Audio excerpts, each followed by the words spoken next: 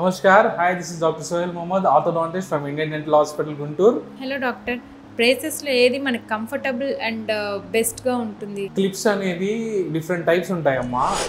Different టైప్స్లో ఏంటంటే metal clips, ceramic clips అని ఉంటాయి. మెటల్ క్లిప్స్లో కన్వెన్షనల్ క్లిప్స్ అంటే ఏదైతే రెగ్యులర్గా యూజ్ చేస్తామో ఆ క్లిప్స్ ఉంటాయి. ఇంకోటి ఏంటంటే కొత్తగా వచ్చింది ఏంటంటే సెల్ఫ్ లైగేషన్ టెక్నిక్ అంటారు.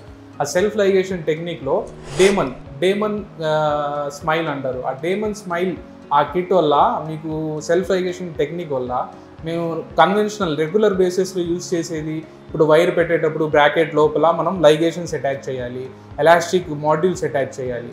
ఆ కన్వెన్షనల్ రెగ్యులర్ బ్రేసెస్ ఆ క్లిప్స్లో ఆ అటాచ్మెంట్స్ వల్ల మీకు బ్యాక్టీరియా స్థాయి కూడా అక్కడ పెరుగుదల ఎక్కువ ఉంటుంది.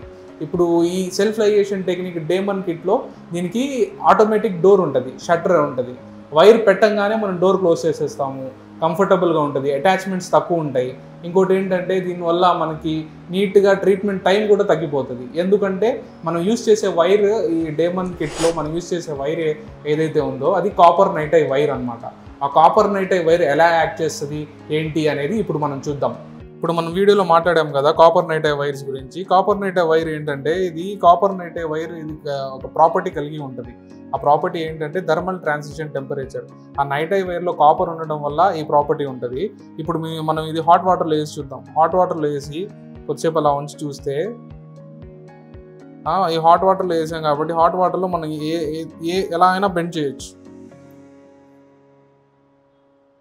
ఓకే,